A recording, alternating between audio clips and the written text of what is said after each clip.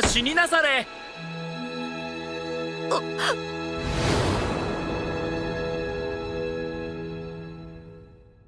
Tokiyuki is a young boy destined to inherit the title of shogun. On this particular day, Tokiyuki is doing everything he can to avoid his attendants and skip his training. Despite their speed, the attendants are easily tricked by Tokiyuki's simple evasion tactics, raising questions about their competence. Tokiyuki manages to evade his attendants for a while, but is eventually forced to attend his training. However, he soon sneaks away to climb onto the roof for fun. The attendants, desperate to catch him, create a commotion that annoys the officials attending a send-off party for Takagi. Tokiyuki enjoys hiding from his attendants until Takagi catches him. Takagi compliments Tokiyuki on his hide-and-seek skills, but reminds him that now is not the time for games, as Takagi is about to head to war to prove his loyalty to Tokiyuki's family. Tokiyuki wishes Takagi luck, and as Takagi departs with a stern-faced friend, Kyoko appears. She tells Tokiyuki that he doesn't need to be nervous around Takagi and the others, because he will eventually be the one giving them orders. Kyoko also mentions that Tokiyuki will marry her, though Tokiyuki has no recollection of proposing. As Tokiyuki notices his attendants catching up to him, he dashes off again, kicking up dust on the wooden floor. Kyoko's attendant criticizes Tokiyuki's immaturity, contrasting him with Takagi. He predicts that Tokiyuki will likely become a puppet leader, like his father, who can barely speak coherently. Kyoko, a gold digger, sees nothing wrong with being a puppet ruler as long as it means living a lavish lifestyle. The attendants continue searching for Tokiyuki, who is a master at hiding. They check various hiding spots, including an armor chest, but fail to find him. Tokiyuki, hanging from the roof above them, descends once they leave and is greeted by his elder brother, who offers him a snack. On the roof, Tokiyuki's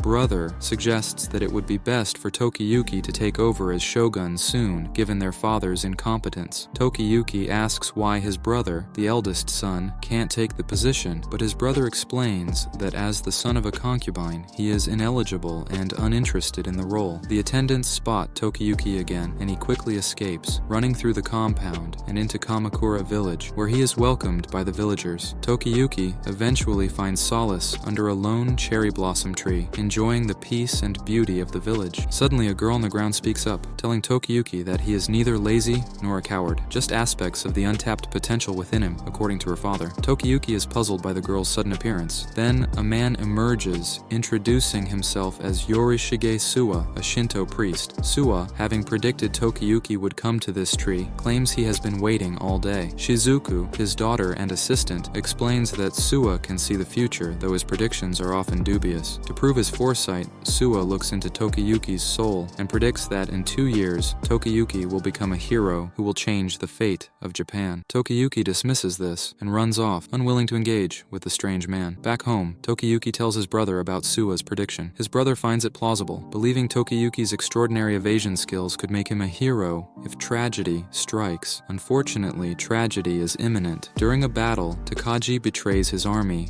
killing his comrades swiftly. The news of Takagi's betrayal reaches Kamakura, shocking everyone. Takagi, now aligned with Emperor Doggy, returns to destroy Kamakura, leaving a trail of death. As Tokiyuki watches the destruction and his family's corpses burn, Suwa reappears, revealing he foresaw this tragedy and prepared horses for their escape. Tokiyuki, however, wants to die with his family. Suwa insists Tokiyuki's life is crucial, even if he's unsure of its significance. Kamakura is in ruins, and Tokiyuki is devastated by Takagi's betrayal. Suwa offers to help Tokiyuki seek revenge, but Tokiyuki doubts he can face someone as powerful as Takagi. Despite Takagi's atrocities, he will be remembered as a hero, leaving Tokiyuki desiring an honorable death. Suwa, agreeing, pushes Tokiyuki off a cliff. As he falls, Tokiyuki realizes he doesn't want to die and manages to slow his descent, landing safely. The invading army tries to kill him, but his evasion skills are too great. Climbing back up, Tokiyuki latches onto Suwa, who tells him his survival instincts and evasion skills give him the potential to become a hero, contrasting with Takagi's murderous path. Suwa offers to provide Tokiyuki with allies and tools to grow stronger. As long as Tokiyuki lives, Takagi will come for him, and Tokiyuki must be ready to defeat him when that time comes. As Kamakura falls, Tokiyuki's brother, Kuni, desperately tries to evade the invaders. Suddenly, he is joined by his uncle, Muneshige, who claims he is there to rescue him. Kuni is still worried about Tokiyuki, but Muneshige reassures him that Tokiyuki is probably safe thanks to Suwa. Munashige insists they need to escape quickly before they are discovered. Their luck runs out as they are spotted by enemy samurai. Munashige steps forward to negotiate, hoping to convince the samurai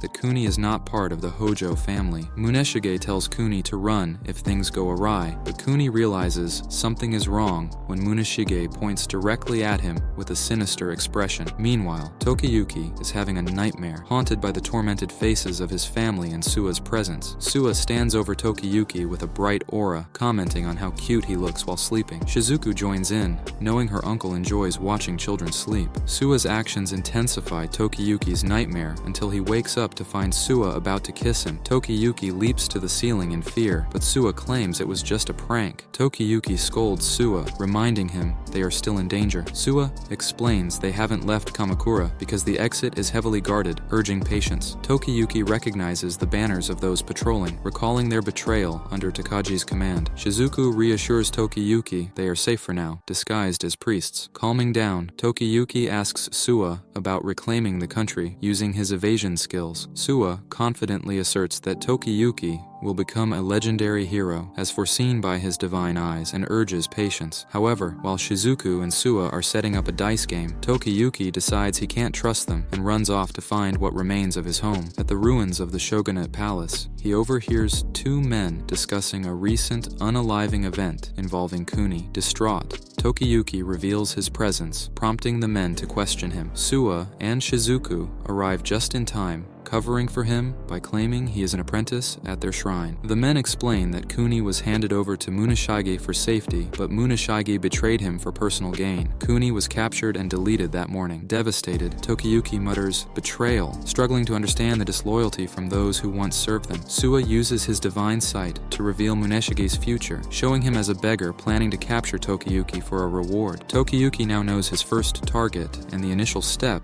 in Suwa's plan, running away to fight another day. Suwa promises more details back at the hideout. Tokiyuki remains skeptical, especially since he neglected his martial arts training, but Suwa assures him that allies are on the way. These allies, Koichiro and Ayako, are skilled martial artists from families that serve the Suwa and Hojo families. Despite their young age, they excel in combat. Later, Shizuku asks them about Tokiyuki. Ayako finds him cute, but Kojiro thinks he is weak and wonders why Suwa chose them to assist him. Nonetheless, they pledge to protect Tokiyuki. As night falls, Suwa gives Tokiyuki a katana, preparing him to face the approaching enemy. When Muneshige arrives, Tokiyuki pretends to trust him, but signals Kojiro and Ayako to attack. Muneshige defends himself, realizing Tokiyuki's plan for revenge. Muneshige mocks Tokiyuki's weakness and prepares to kill him, but Tokiyuki, analyzing Muneshige's movements, manages to stay one step ahead. Suwa believes Tokiyuki has a natural talent for evasion, thriving in life-threatening situations, with Kojiro and Ayako creating distractions. Tokiyuki disarms and disorients Muneshige. Tokiyuki then leaps and delivers the final blow, marking the beginning of his quest for vengeance. As the group makes their way through the forest to escape Kamakura, Suwa asks Tokiyuki about his feelings after his first victory. Tokiyuki admits he isn't sure, as he was focused on running away and ended up ending Muneshige almost by accident. He thanks his companions for their help, and Suwa reminds him of the two key elements to winning a war by running, being a valuable leader and having allies who act as his weapons. Tokiyuki must maintain his pride as a Hojo orphan and become someone people are drawn to. If he can do these things, Suwa believes Tokiyuki can overcome any demon. Tokiyuki vows to return to Kamakura someday to reclaim it from Takaji, throwing his sword into the forest as a gesture of commitment. A wolf emerges from the forest with the sword stabbed in its back, causing Tokiyuki to flee. They successfully escape Kamakura, marking the start of Tokiyuki's journey to becoming Japan's greatest hero. In Suwa's territory, Tokiyuki is overwhelmed by the number of maidens assigned to him. Suwa innocently explains he asked them to take care of Tokiyuki, make him breakfast, and provide special physical contact to comfort him. Tokiyuki tries to escape, but falls into a hole that Suwa had foreseen and prepared. Tokiyuki doubts Suwa's ability to see the future, but Suwa insists his divine visions are enhanced within his domain, the Suwa Grand Shrine. He explains that within this domain, he will always know where Tokiyuki is, no matter how hard he tries to hide. Suwa declares it's time for Tokiyuki's training to begin. Tokiyuki tries to make excuses, claiming he needs more time to adjust. adjust, but Suwa insists he start training immediately. Days pass without Tokiyuki taking his training seriously, frustrating everyone involved. Suwa explains that Tokiyuki's behavior stems from being raised as a puppet ruler with no real incentive to improve himself. He admits that part of the fault lies with him for not showing Tokiyuki his true power. One rainy day, Tokiyuki runs into the forest, thinking no one would expect him to leave in the rain. Suwa appears behind him and questions his reluctance to learn war strategies. To prove his power, Suwa stops the rain with a ring of his bell, and the raindrops converge around him before disappearing. Suwa then summons an army of 69,000 soldiers, demonstrating his ability to assemble a formidable force. He assures Tokiyuki that if he becomes a true hero, their alliance will attract more soldiers. Tokiyuki reluctantly agrees to start studying, deciding to trust Suwa. However, Suwa dismisses the soldiers, saying they can't be energetic all the time. As Tokiyuki agrees to study, he falls into another trap. As Tokiyuki adjusts to life in Suwa's domain, Suwa tells him it's time to acquire retainers. Retainers are vassals who form a master-servant relationship with their lord and fight for him. Suwa introduces Kojiro, the greatest swordsman